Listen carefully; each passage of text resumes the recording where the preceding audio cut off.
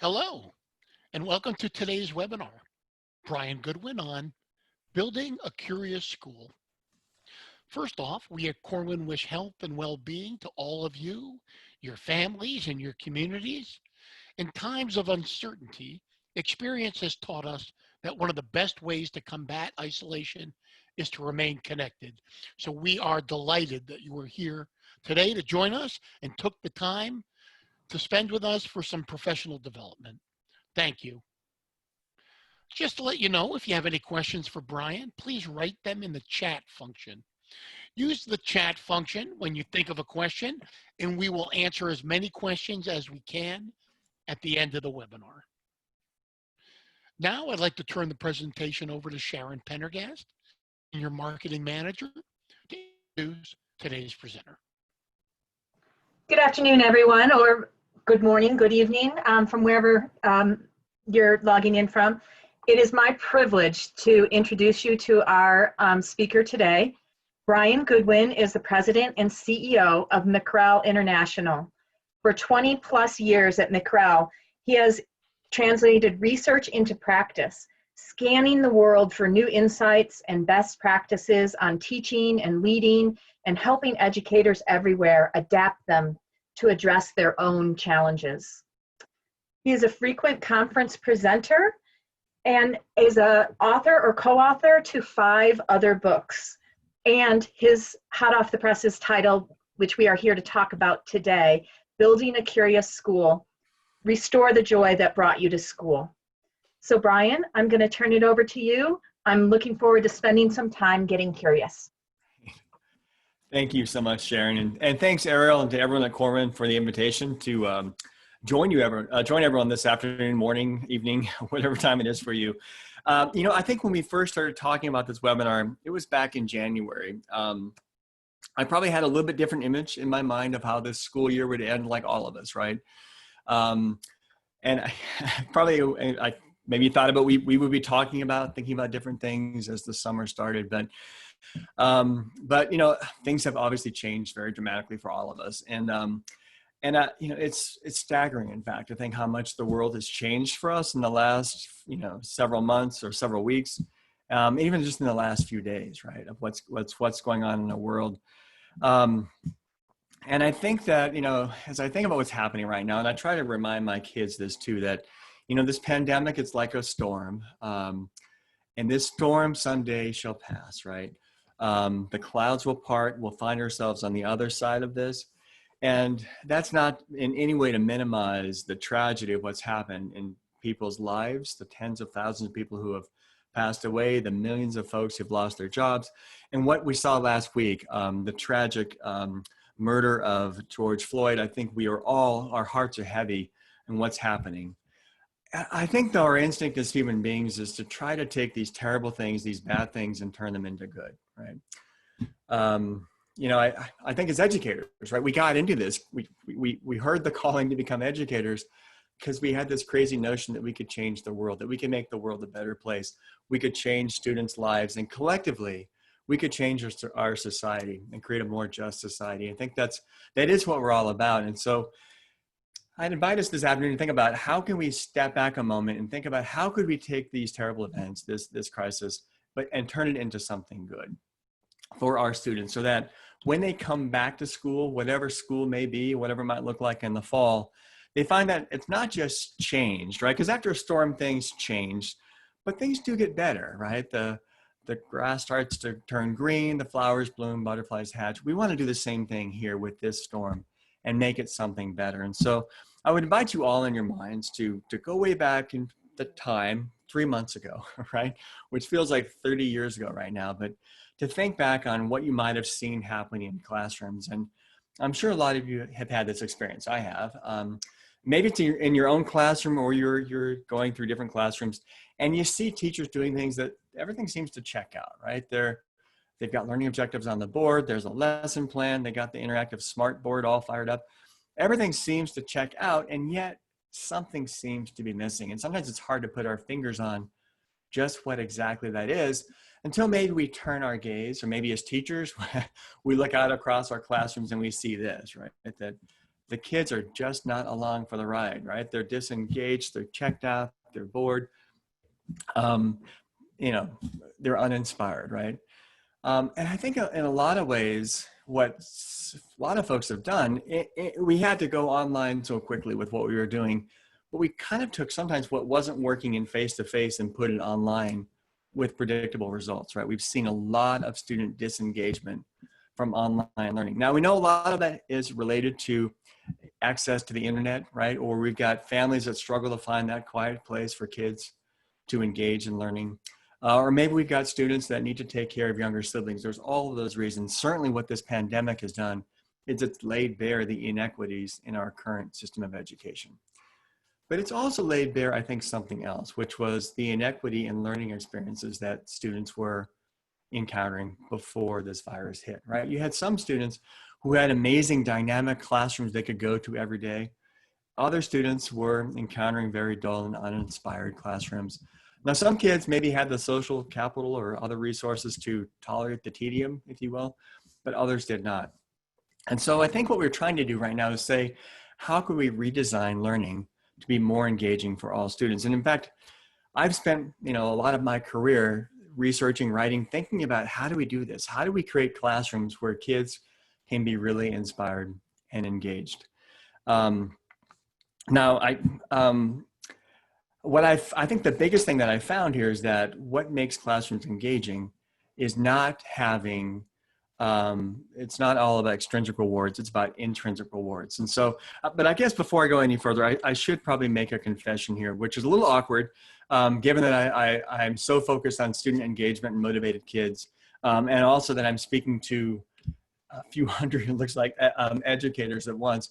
But I do need to confess something, which is this, that look, I was not a great high school student, far from it. I took the easiest classes possible. I also tried to do the very least amount of work I could, much to my parents' consternation. And in fact, I remember in high school, this is my junior year of high school, I had a teacher, my physics teacher, who spotted me in the front row, right in front of him, completely turned around backwards, chatting with the kids behind me. And I remember him yelling at me, you with the 10-second attention span, turn around and shut up. I think he said some other stuff too. I'm not sure. I wasn't really paying attention anymore.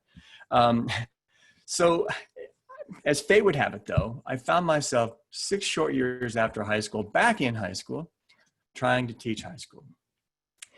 Now, something strange had happened to me in the intervening years. When I got to college, I became a different student, really.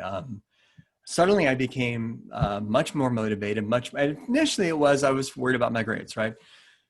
But over time I found that it wasn't just that I was a good student, I actually really enjoyed learning. I had a love of learning. I loved talking to my roommates and my classmates about what I was learning, and just having my mind opened up to all these new experiences. And so as fate would have it though, I found myself here, the Good Hope School in St. Croix in the U.S. Virgin Islands. This was my first teaching job. And I had amazing students, right? And I wanted to be able to kind of bottle up what I had experienced as a college student and provide that to my kids, right?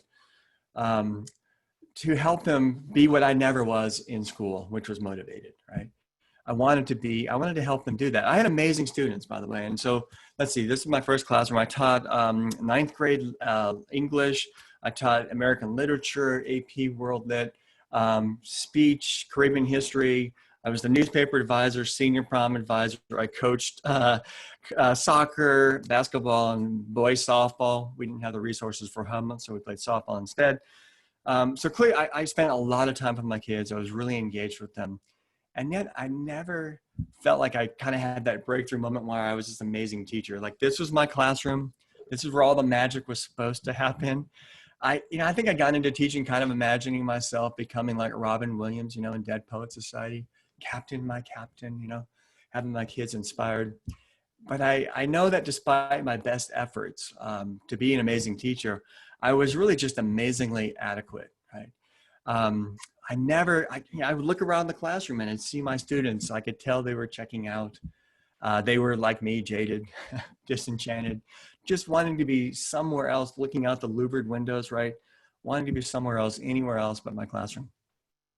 And so that really launched me on this career-long search for how can we motivate students. And like I said earlier, I think what I've discovered through experience and also through research is that those external rewards, things like grades, gold stars, stickers, they only work for so long. What really motivates students, we all know this, is intrinsic motivation, helping them find the innate desire to learn.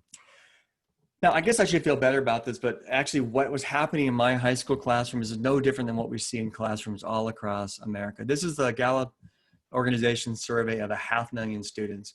And it shows that basically the percentage of students who say they feel engaged in school declines with each passing year that students are in our schools. And think about that for a moment. That really seems counter to what ought to be occurring.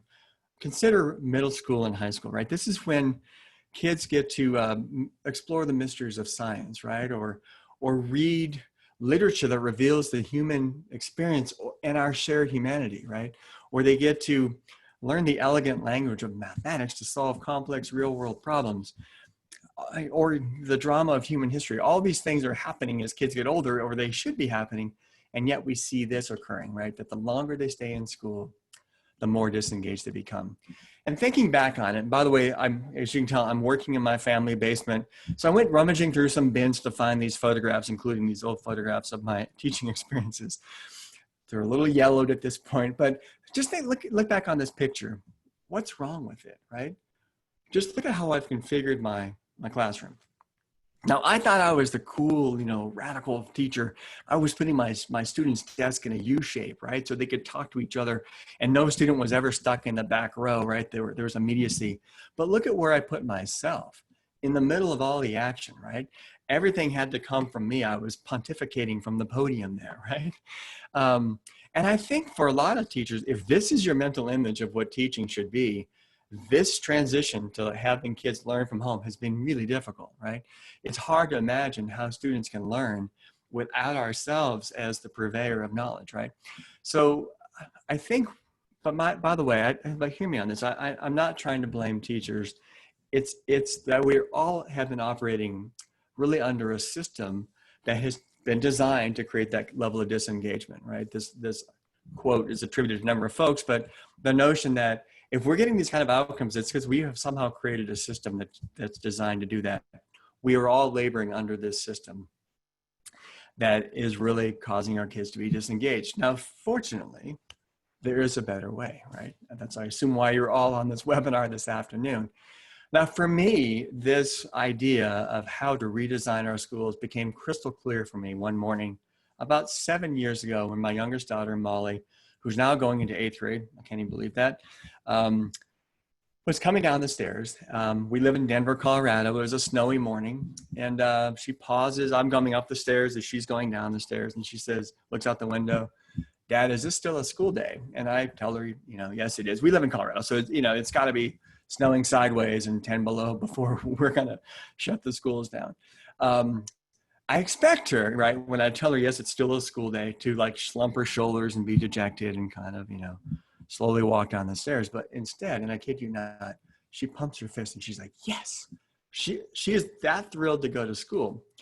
And now the thing is, it wasn't about what they were serving in the cafeteria or hanging out with their friends. And it's also, I'm not one of those parents like my kid's better than your kid's, bumper sticker kind of thing. This was about the experiences that she was getting in her school, in her neighborhood school. What was happening was that her teacher was doing an overnight science experiment, and she couldn't wait to get back to the classroom to see what had happened. And for me as a parent, that's like all I needed to know about her learning experiences, right? That she wants to go to school on a snowy morning. And I got to thinking, what if that could be true for her older sisters who were in middle school and high school at the time? They weren't that thrilled about going to school that morning. And what if more importantly, what if it could be true for every kid in America or around the world that they want to go to school, right? They're bummed out when it's a snow day or when it's a Saturday because the learning is so exciting.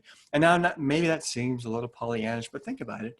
Learning is central to who we are as human beings.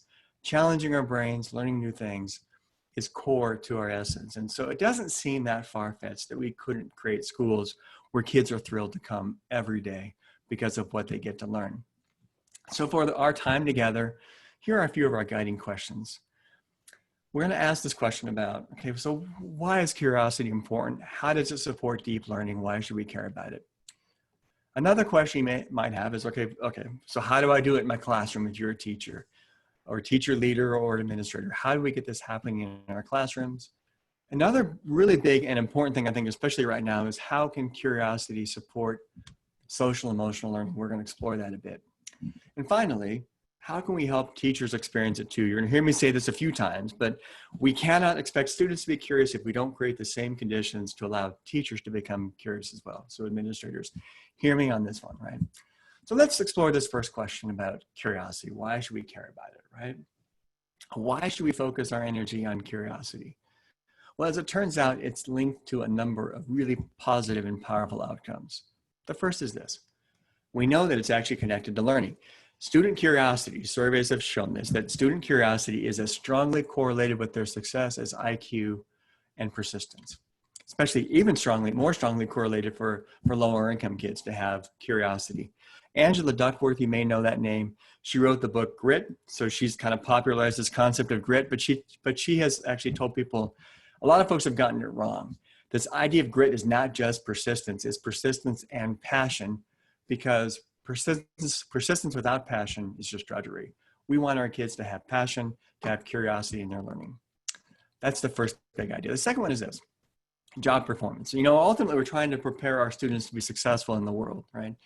Well, studies have found this, that people who are more curious have higher job levels of job performance. They're more likely to get promoted. They actually tend to earn higher income because of their job performance. And that kind of makes sense. Curious people keep retooling themselves. They learn on the job. They learn about what they're doing. Curious teachers are better teachers for the same reason, right?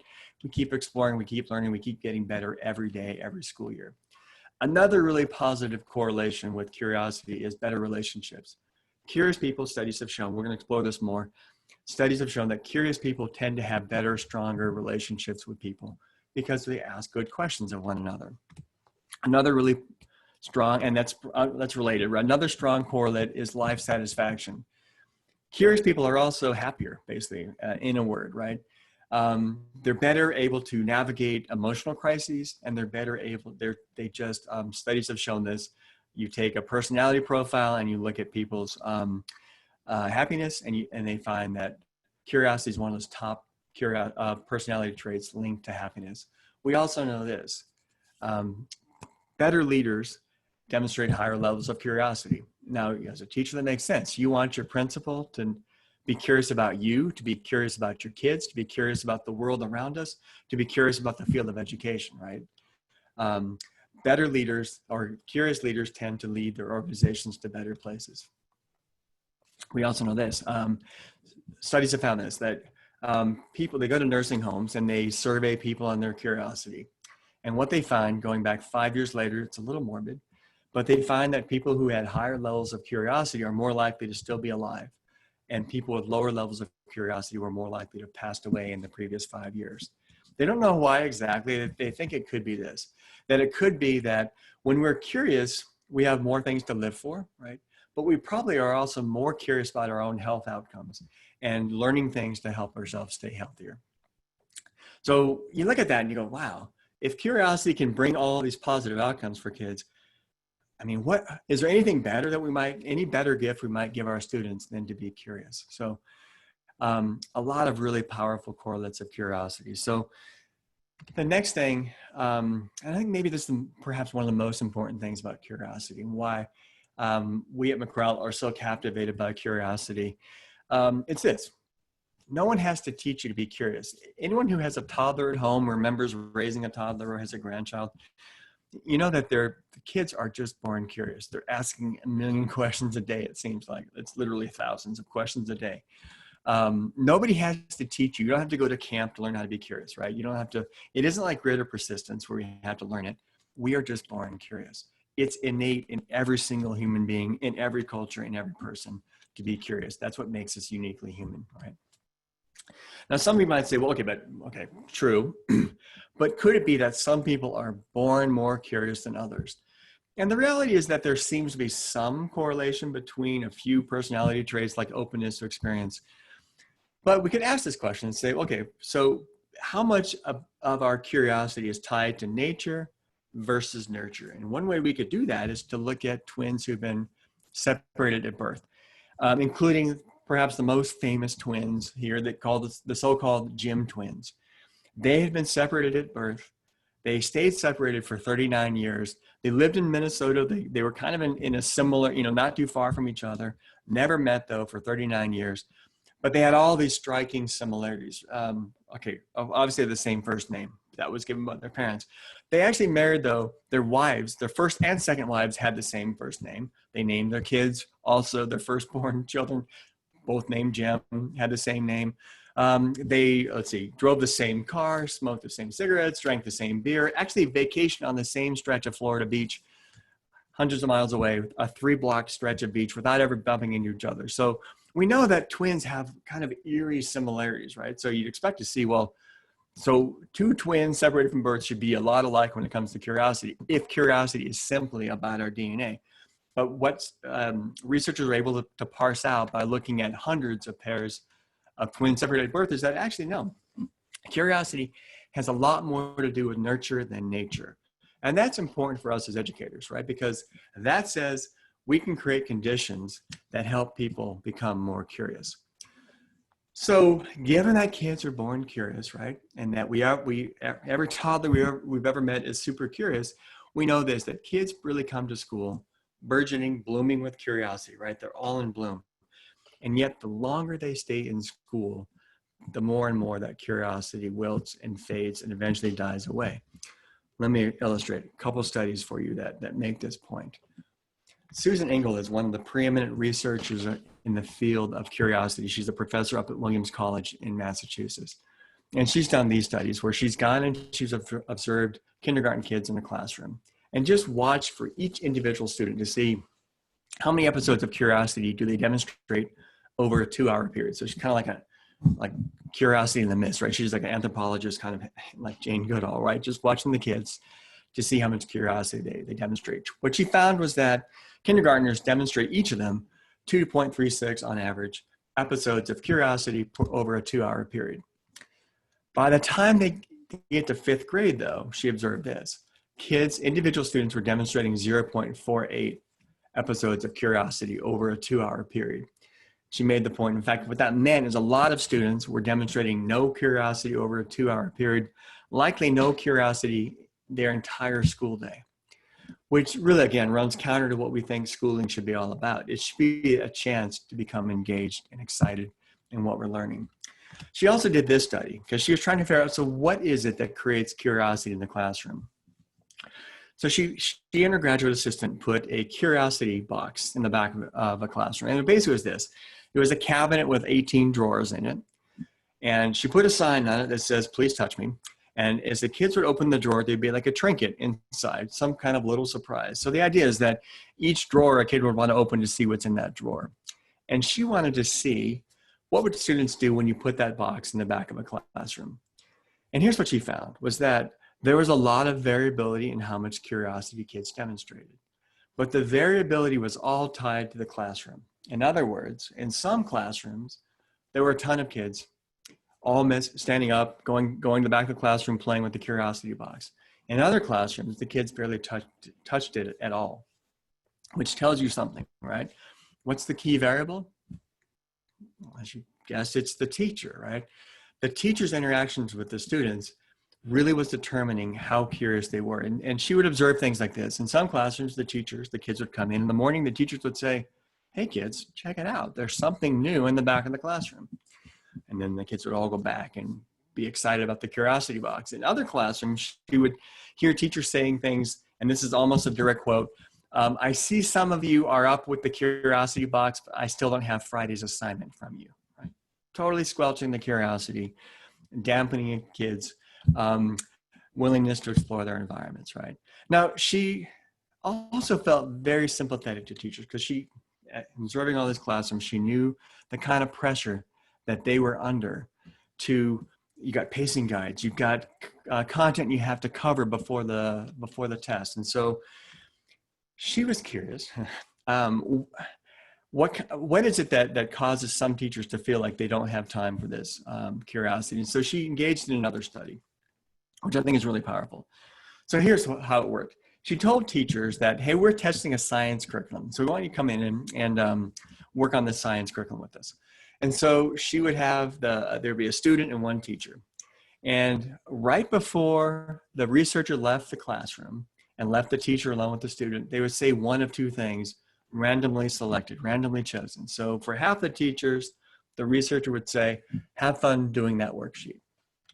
For the other half of teachers, they would say, have fun learning about science. Okay, so a few minutes into the experiment, the kids who were in cahoots with the researchers would get off track. It was like they were like doing something with a glass of water, or a jar of water, right? And the kids would start to put something else into the jar of water that wasn't on the curriculum, that wasn't on the worksheet. And here's what they found was that how they had prompted teachers before the experiment began dictated how they interacted with kids. So for the teachers who were told, have fun doing the worksheet, they were more likely to redirect kids back to, no, that's not on the worksheet. Let's stay on task, right? However, the teachers, on the other hand, who were told to have fun learning about science, they were more likely to tell the kids, oh, that's interesting. What if you try putting something else in the water, to really encourage their exploration? So think about that for a moment. If something as simple as a 4-word prompt can change how teachers interact with kids, what is the cumulative effect of telling teachers you've got a pacing guide you've got to stick with, you've got a curriculum you've got to cover before the test comes up, right? So we know that we have put a lot of ourselves as educators under an enormous amount of pressure, right, to cover content as opposed to uncover learning. And this is important because a number of schools that I write about in the book that have really unleashed curiosity, it started with the principal oftentimes saying to their teachers, because sometimes their teachers will say, well, if we focus on curiosity, what about the test scores? And the principals would have to find themselves saying, you let me worry about the test scores. You worry about good learning, because I think good things are going to happen. And lo and behold, that is exactly what happened. Right? And I tell the story in the book of schools that focused on curiosity. Their test scores did go up, not because they were worrying about their test scores, but because they were creating dynamic, engaging, rich learning experiences for kids. And that's not surprising that would happen, that kids would learn more when they're curious, because we know a number of things from brain research about the power of curiosity. Here's just a couple. One is we know this, right? And they've done brain scans. They've watched what happens when people are curious. A couple things. One is that we have better retention of our learning. If we have a gap in our knowledge that makes us curious and we resolve that gap, we're more likely to retain that new learning weeks later. In fact, they found that we're more likely to retain things we weren't even trying to learn, the kind of incidental learning, a random photo of a person. We tend to learn when we're curious. It's almost like it opens our floodgates or primes our brains for learning. That's the first thing we know. And the second thing is this, is that it activates our dopamine reward centers. They've scanned people's brains when they have episodes of curiosity, and they find that it's firing up our dopamine reward centers. Now, some of you probably know that dopamine is called the reward molecule, right? It's what gets released in our brain when we have a piece of chocolate cake, or we win a prize, or we steal our first kiss, right? So what this is saying is that when we're curious and we resolve our curiosity, it actually makes learning fun. It also makes it a little bit addictive, right? So what could be better than that, than to make learning fun for our students, right? So, and this is also important, this whole idea of retaining learning. Studies have shown this too, that kids tend to forget about half of what they've learned just a few weeks after taking a test on something. So what we're doing right now oftentimes is not supporting any kind of retention. So we're better off focusing on deep learning and getting kids to retain what they've learned. All right, so how do we spark curiosity? Researchers have also identified different forms of curiosity. One is called this diversive curiosity. I like to think of it as a spark, right? That's immediate spark of curiosity that maybe you feel when you're in the grocery store checkout line with your mask on these days, right? And you look at the tabloids like, oh, Brad and Jennifer are getting back together. I didn't know that. You have a momentary spark of curiosity, right? So what are things that spark our curiosity? Well, as it turns out, people have done a number of studies on this, and here are a few things that emerged from that research. The things that spark our curiosity include things like mystery.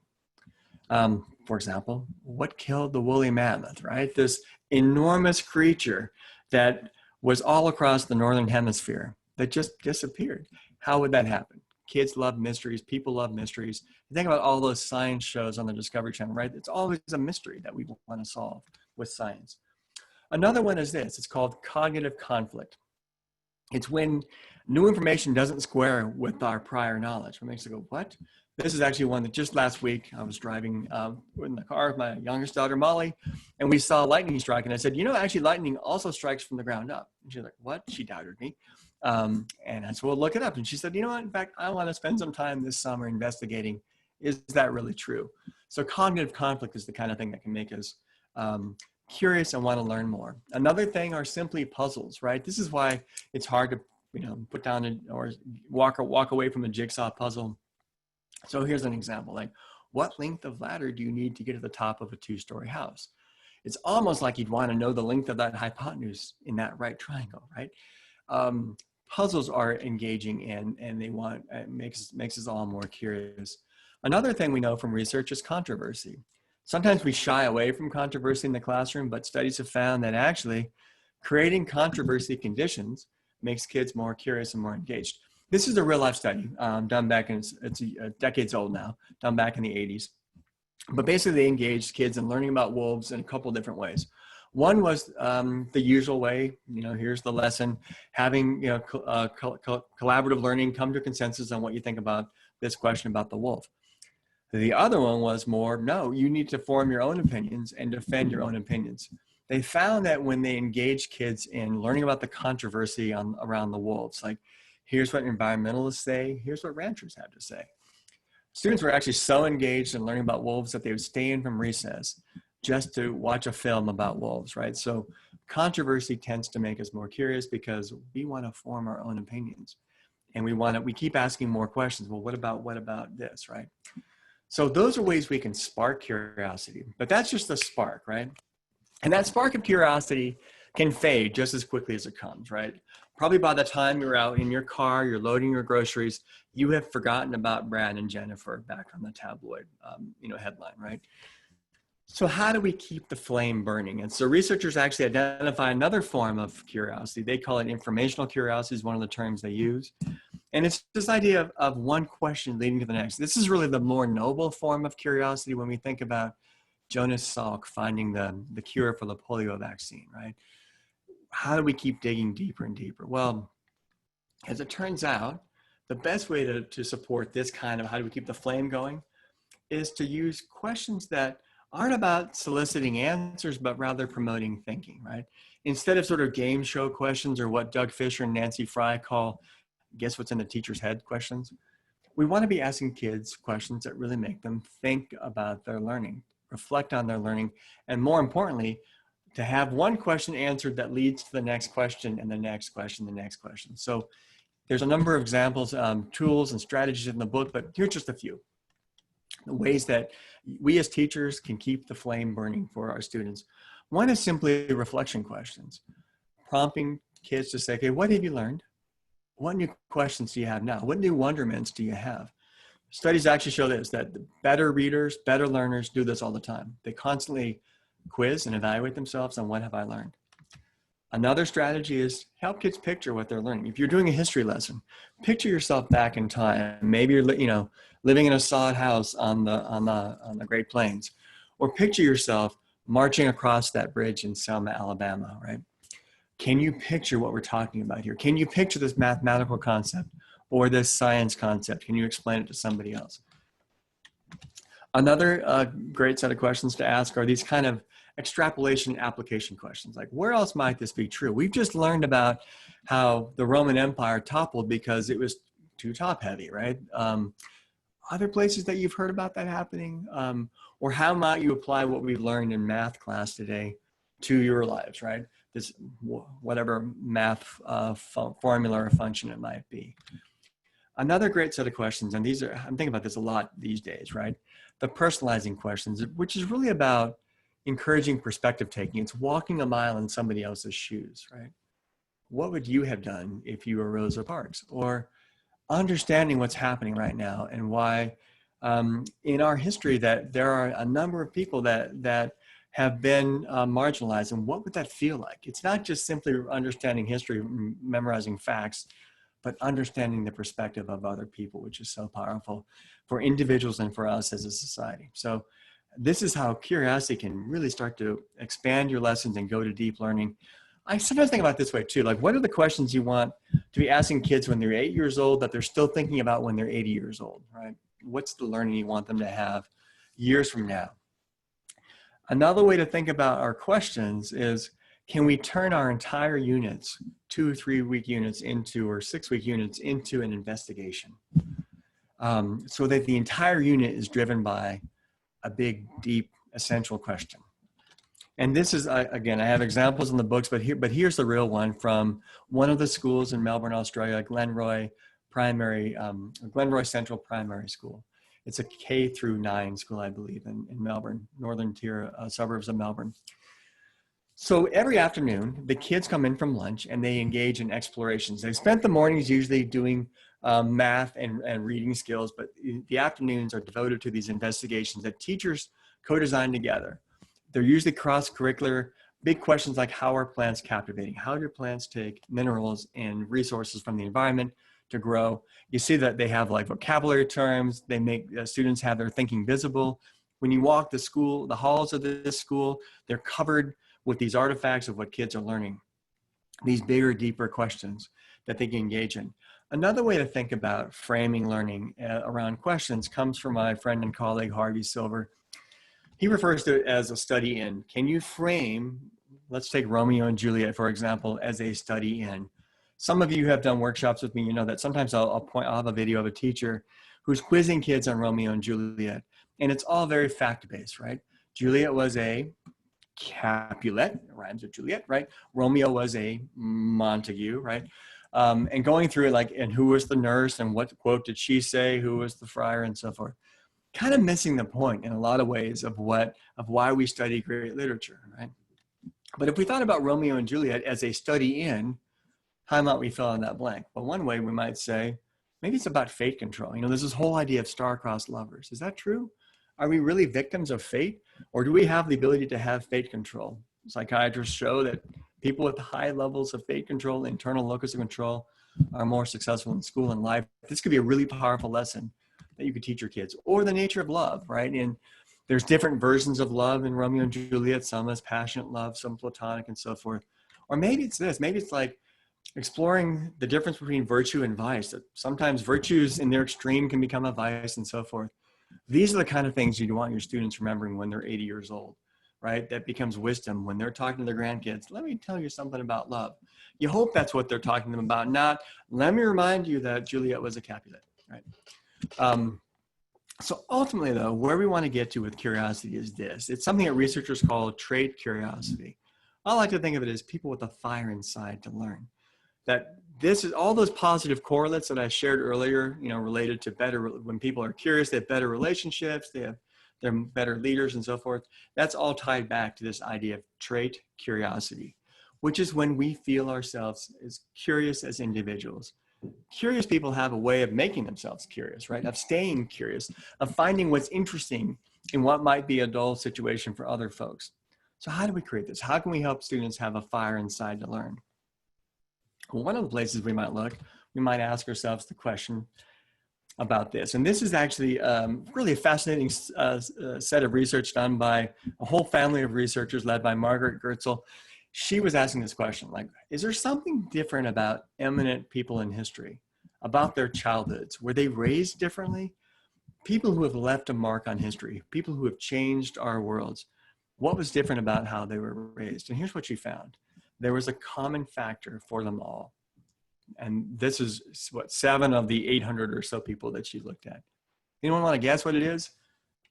Probably thinking of it, right? Maybe you said curiosity, right? You'd be kind of right. What it is the conditions that those folks, parents and caregivers, gave them in order to explore their environments, to find their own interests. There are stories about Teddy Roosevelt, for example, would go out to the woods, bring back dead things, dissect them. So it was both this idea of exploration, but also under the eye of a watchful mentor or tutor. Albert Einstein, for example, you probably have heard the stories. Terrible, terrible student, but in their home there was a college student renting a room from his parents. Max Talman, I think was his name, would tutor Alex on the side, and so Albert, and that's how he became, that he got so far ahead in school. So it's this idea that students can learn a heck of a lot on their own when there's someone there to say, hey, that's interesting. Have you thought about this? Or give them one more thing to wonder about. So now always do we think of it, this might ask the question, because so how can we help our students? Because maybe we're not going to see them again in the fall. They may be still learning from home. How can we help them connect learning to their own interest, to think deeply about what they're learning, and to make their thinking visible? How can we do that? What strategy might we use as teachers to unleash all of those things? I'll give you a hint. It's right here, right? It's what she's doing. It's writing. I often say, I don't know what I think until I see what I write. The same thing is true for students. Studies show that the more we write, it's connected to critical thinking skills. It helps students crystallize their learning. It helps them connect their own interests, their own beliefs, their own aspirations. And as teachers, we have a chance to see what they're thinking, to help them think deeply and critically about their learning, and to reveal something about themselves to us. Now, maybe you're wondering, well, how do I do this though if we still have schools online? I'm worried that my students don't have laptops or internet. There's actually a workaround that works pretty well, which is this. It's just simply writing by hand, right? In fact, studies show that when students take notes by hand, they learn more than when they are typing them onto a laptop. So we can have students write by hand. They can take pictures of that, text you the photo on their phones. The idea here is that writing is just really powerful, and it's a great way to unleash students' curiosity. There are a number of other strategies in the book about how you can think about curiosity in your classroom. Those are just a couple. I do want to hit on this topic though, because I think right now what we're seeing, this is so crucial for what's happening with students and their mental health. I just heard a study recently that finds that half of adults now are saying that they are expressing symptoms of depression and mental anxiety during this lockdown with COVID. I'm sure that's very true for our students. And we know that our kids were coming into this crisis already with a lot of warning signs about their mental health and stability and emotional health. And surveys have found this over the last 40 years, sharp declines in students' empathy and perspective taking that have accelerated in the last 10 to 15 years. That's one thing we know about our students. We also know that actually this is shocking, right? That young people express more loneliness than senior citizens. Studies have found that 18 to 20-year-olds actually report being more lonely than people over the age of 72. Not how we imagine it, right? We think about people, older senior citizens being shut-ins. We think about kids being surrounded by all their friends and having all this opportunity to interact with folks. But our kids these days are experiencing a lot of loneliness. This is before the virus, right? So who knows what's happening right now. We also know that teens are checking out more and more and less likely to engage in activities that actually support their well-being. Things like sports, exercise, reading books, religious activities, face-to-face interactions. These things are all correlated with better mental health, and yet we see our teens engaging in less of them all the time. Again, before the virus. So I write about this a lot in the book. How does curiosity, how could it be a salve or kind of a protective factor helping students? One other thing to point out, and this is research done by Jean Twenge. He's written a book called iGen. She points out that actually students' mental symptoms of mental depression and risks for mental health issues begin to increase after 2 hours of smartphone use per day. They spike sharply upward with 4 hours of smartphone use a day.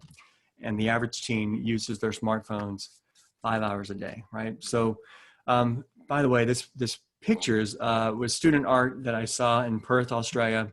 I think it's such an interesting glimpse into how teens perceive sometimes their own use of smartphones and social media.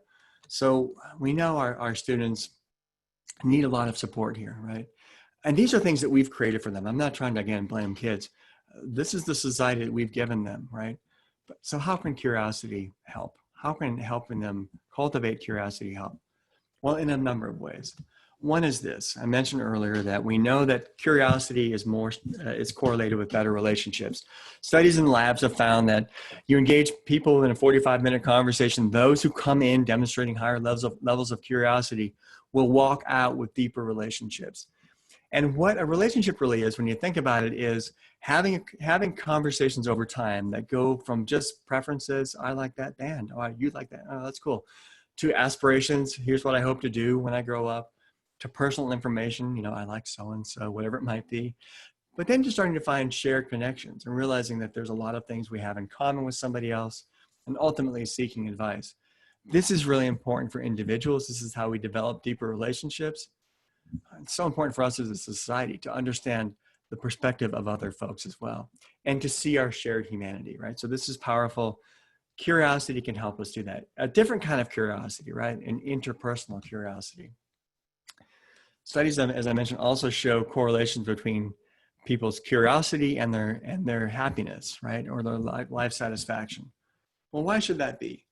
Well, one thing we know is that actually curious people are more apt to engage in new experiences, to meet new people, to cultivate personal interest, to find people they can help, which is also connected to their own happiness. So the more we can help kids cultivate curiosity, I think the more we can support their happiness. One other thing that I write about in the book that's really poignant right now, and I think germane, is that there's another form of curiosity. And here's what they find is that most of us at some point in our lives are going to go through some kind of emotional crisis. People who have higher levels of curiosity are more apt to navigate those emotional crises effectively. And it's what seems to be happening.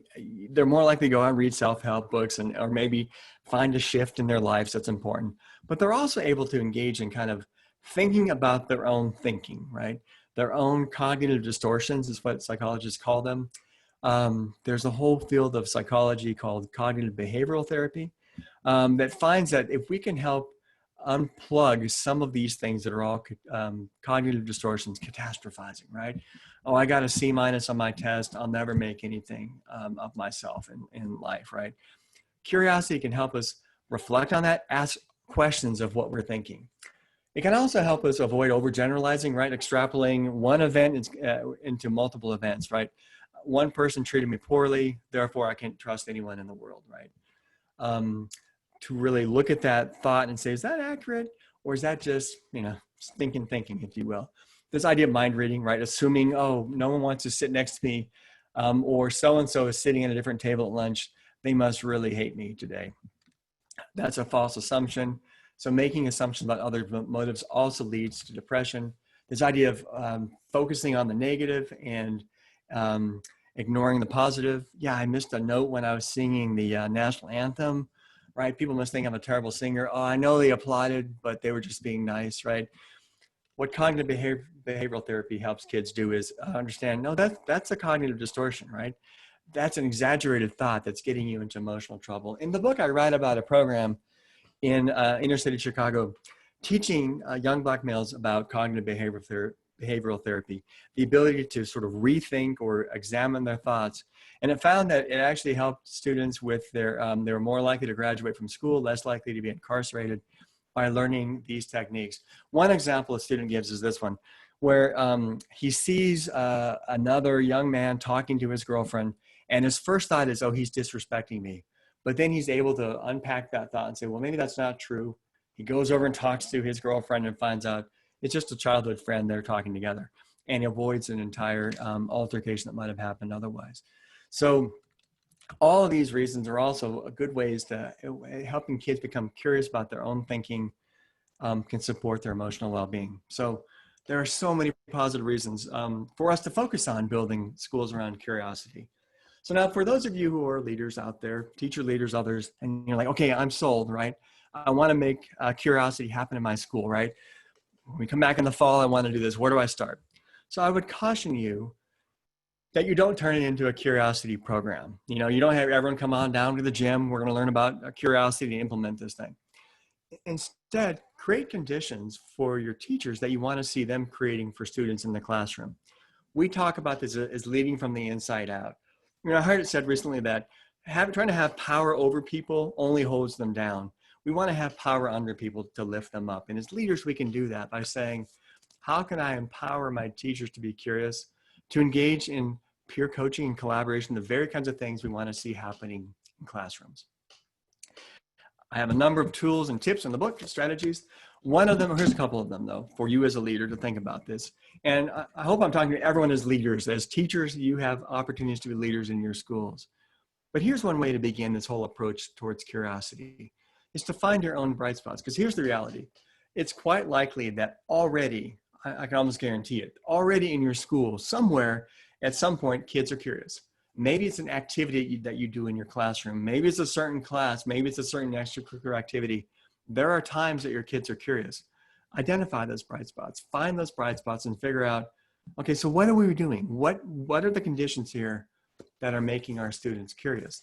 And then what you can do is do your own professional learning as an inquiry, as an investigation, kind of like the school in Melbourne that I was sharing with you.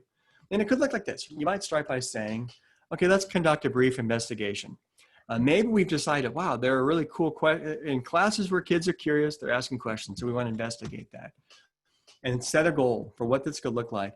And keep your time frame, I think, pretty short. Just make this a few-week kind of project. What would happen if we try something over the next few weeks? And then coach one another. Go into each other's classrooms, see what people are doing, give feedback, help to fine-tune the implementation because you're all trying to get to the same place, which is kids being curious. Collect and analyze data. Maybe it's student achievement data, maybe it's student artifacts, maybe it's student surveys. And then ultimately you can plan your next step and say, okay, how do we build on this? So it doesn't become one of those typical splash in the pan kind of professional learning things, but it's become something that gets internalized, embedded. So just as an example, you might do this. You might say, hey, let's start with questions. I like that idea of deeper questions. Could we commit to trying to do 3 higher order questions per lesson or per day or per unit or however you want to frame that, right? And then let's observe one another in classrooms when we're using questions and see how kids respond and see how we might help each other get better and better at those questions. Maybe we'll survey students on their engagement pre and post, and then we can show, wow, something is happening when we ask better questions. And ultimately, maybe you go here like, oh, wow, this is really working. How could we frame our entire units around questions? So that's just an example. There's more detail again in the book. Now, I think I want to come back to where we started here. And I think what it all comes down to, I love this quote from Plutarch. It's centuries old, but still as relevant today as it was back then. I think this is what it all comes down to, right? That our job as teachers is to kindle kids' fires, right? And I think this is what I didn't understand when I first set foot in my classroom 25 years ago in St. Croix, was that, my job wasn't to spout forth profundities from my podium. Rather, it was to kindle students' fires, right?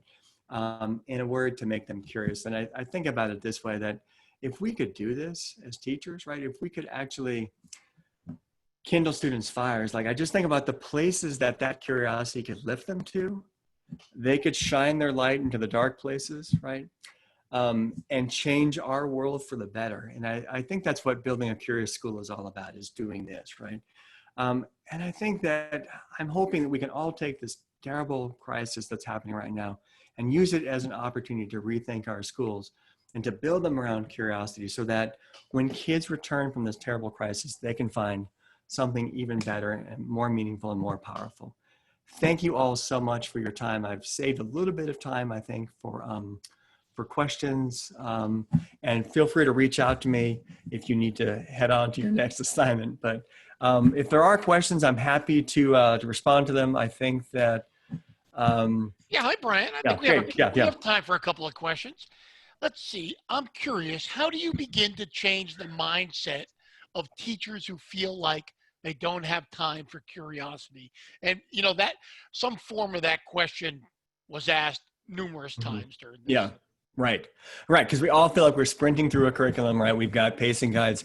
I think that, well, if you're a leader, that's where you have the ability to say, let's try doing some deeper learning. We may have this amazing opportunity, by the way, in the next year, if we don't have student assessments again, if we're trying to rethink how learning is happening, to say, you know what, we might as well rethink how we're doing this. I think one of the other things too, when maybe is to point out, the retention rates of what we're currently doing, that kids are forgetting a whole lot of what they're doing. If you teach, in the high school or secondary level, you find that why do you have to give a final? Kids have to study for that final again. They should still remember it. So it could be pointing out to teachers retention rate, how much knowledge kids actually retain. I think the other way to maybe do this is, like I said, is to shrink the challenge and say, well, just try. Is there a unit or two where you feel like you've got some latitude, some flexibility? Let's do an experiment, all of us together, and see what happens. Seeing is often believing, as you know. Terrific. Thanks. I have one more. Mhm. How can we inject curiosity into our teacher staff meetings and our professional learning? So curiosity just doesn't become a one-off event. It's something that we do all the time. Yeah, that's a great question. So schools that really engage in curiosity, what they find is that it starts to bring them back into all those teaching strategies they know are important. Um, Feedback, right? So important. Are we giving feedback that helps kids reflect on their learning to ask the next question? So, or they find that we've got to really rethink our lesson design, right? So we create more challenging learning tasks. So I think this idea, if you keep holding student curiosity as your true north, you realize, oh, we need to refine a lot of strategies. It's not a gimmicky thing. It really brings us back to everything we've ever learned about being teachers. I think the other critical shift, Jeff, is that we start to realize, and this is hard, as teachers, we need to learn how do we make that shift to where it's not just me owning the learning experience for kids and they're just kind of passive participants, but how do I make it so it's student owned and teacher guided? I'm still there as a mentor. So really this can be a course of study that can take a number of years as people get better and better at it. There are certainly some short-term things you can do to kind of, ignite that initial spark of curiosity though. Did I answer your question? That's perfect. Thanks. That brings us to the end. I think now would be a good time to turn it back over to Sharon and let her discuss the last couple of slides. Great. I can just unmute myself. Thank you for a really just enjoyable 45 minutes to an hour. Just so many good conversations going on in the chat box. Many people are asking, what is the name of the book you have just written? It's Building a Curious School, Restore the Joy That Brought You to School. And for a limited time till the end of June, the book is available for 25% off using the promo code ESSENTIAL in all caps. Corwin does believe that all educators have always been essential. And we're running this promotion during this time for you to build your curiosity around this concept. So thank you, everyone, for joining in. Thank you very much for an enjoyable and curiosity-sparking presentation, Bryan. And we hope everyone has a wonderful rest of their day. Thank you. Thank you all so much. Appreciate it.